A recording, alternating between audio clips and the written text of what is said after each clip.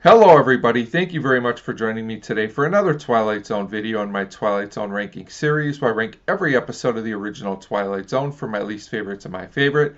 Today I'm going to be talking about number 11, Nothing in the Dark, written by George Clayton Johnson, directed by Lamont Johnson. This is a season 3 episode, and as always there will be spoilers. So Nothing in the Dark is a classic season 3 Twilight Zone episode. I've always liked this episode, and I actually seem to love it more every time I watch it.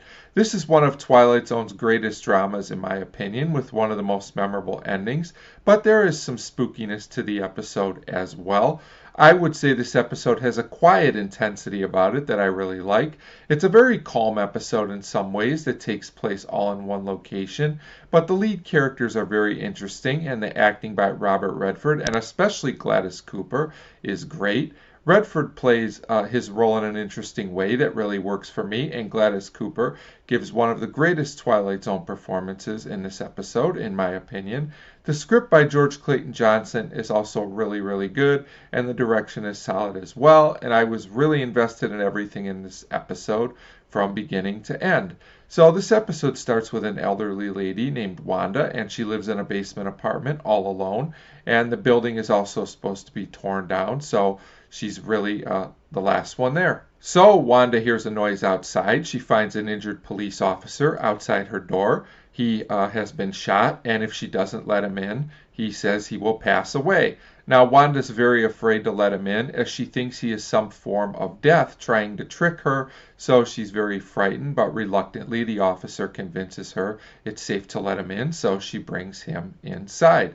So now that the man is inside, Wanda explains how she is afraid to pass away, and that she saw a man made a woman pass away just by touching her before, and that she has seen this person many times again in different forms, which is a really creepy and disturbing story, and Gladys Cooper sells it really well. So basically she never leaves her home because she will at least still be alive.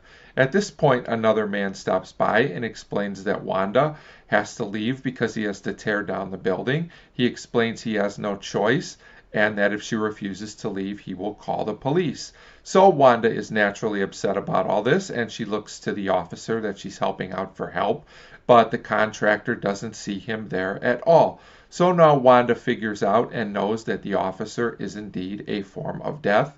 He tries to explain to her that he doesn't want to hurt Wanda, that he is trying to help her. So Wanda is very reluctant at first. She's not totally buying into this, but the officer tells her she has nothing to fear and convinces the woman to take his hand.